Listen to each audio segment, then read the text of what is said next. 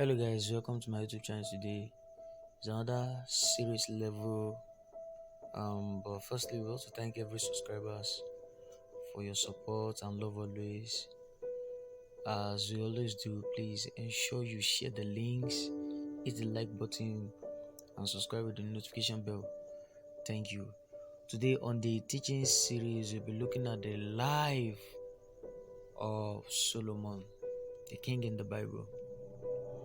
So, on the life of Solomon, we all know Solomon was the third and final king of the unified nation of Israel, succeeding King Saul and King David. He was the son of David and Bathsheba, the former wife of Uriah the Hittite, whom David had killed to cover his infidelity with Bathsheba, while her husband was on the battlefront. Solomon wrote the Song of Solomon, the book of Ecclesiastes, and much of the book of Proverbs. His writing of Ecclesiastes is disputed by some, but Solomon is the only son of David to be king over Israel in Jerusalem. Ecclesiastes 1 to 12, and many of the descriptions of the author fit Solomon well. And we can see that Solomon ruled for 40 years. As you can see that in 1 Kings 11:42. So let's now ask, who was King Solomon?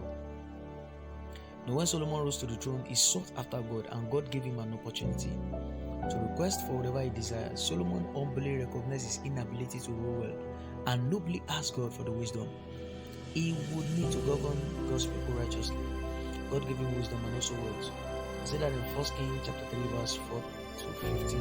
And in fact, King Solomon was greater in riches and wisdom than all the other kings of the earth.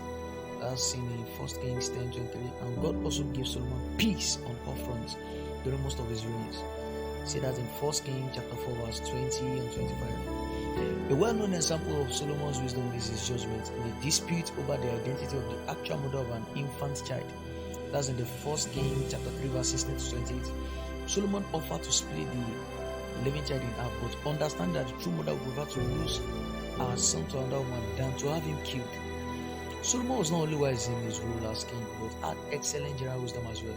The Queen of Sheba traveled 1,200 miles to confirm the stories of his wisdom and dignity. That's confirmed in 1 Kings 10. Solomon answered all her questions. Nothing was to add for the king to explain to her. And when the Queen of Sheba saw all the wisdom of Solomon, the palace he had built, the food on his table, the sitting of his officials, the attendant servants in their robes, his cupbearers, and the burnt offerings he made at the temple of the Lord, she was overwhelmed. As seen in 1 Kings 10, 3 to 5. Solomon showed not only his knowledge but also his wisdom into action in the way his kingdom operated. We could see from the judgment of King Solomon from 1 Kings 3, the Bible story of Solomon's judgment illustrates his profound wisdom.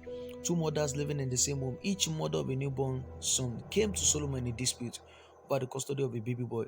One of the babies had died, and each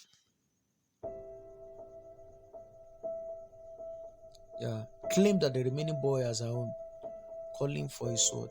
So Solomon announced his judgment. The baby will be cut into, each woman to receive half. One mother did not oppose the ruling, stating that if she could not have the baby, then neither of them could.